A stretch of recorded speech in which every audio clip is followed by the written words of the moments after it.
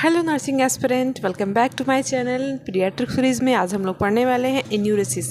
इन्यूरेसिस एक बहुत ही important topic है एग्ज़ाम पॉइंट ऑफ व्यू से। और इन्यूरेसिस जो है क्या है कि अगर छोटा बच्चा यानी 5 साल से ज़्यादा का बच्चा जो है अगर बेड वेटिंग कर रहा है, बेड वेटिंग का मतलब बेड पे ही यूरिन को पास कर रहा है, उस कंडीशन को हम इन्यूरेसिस बोलते हैं। इसकी एक टर्म है कि अगर 3 महीने तक लगातार ऐसा कुछ हो रहा है, 3 महीने तक या दिन में मतलब कई बार ऐसा हो जा रहा है कि जब मतलब बच्चा जो है बेड पे ही यूरिन पास कर दे रहा है।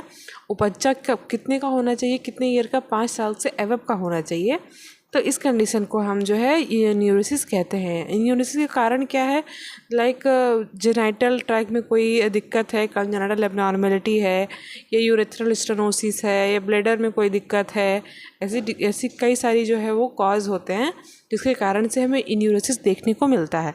इन्यूरेसिस 3 तरीके के हैं इसमें, नॉक्टर्नल, डायूरिनल और मिक्स्ड।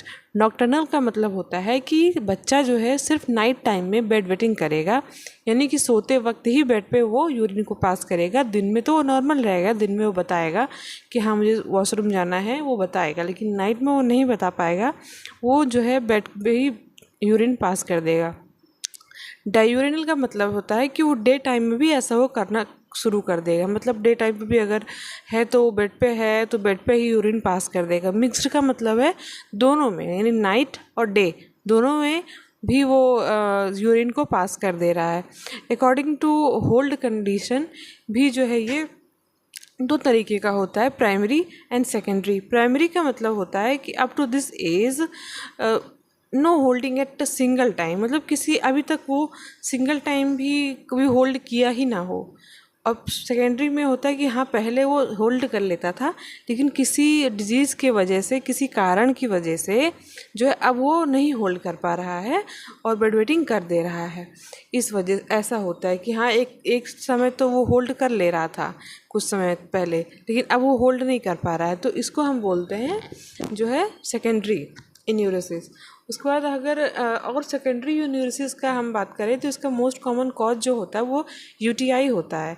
कभी कभी यूटीआई बड़े लोगों को भी यूटीआई हो जाता है, तो वो यूरिन को ज़्यादा मतलब रोक नहीं पाते हैं।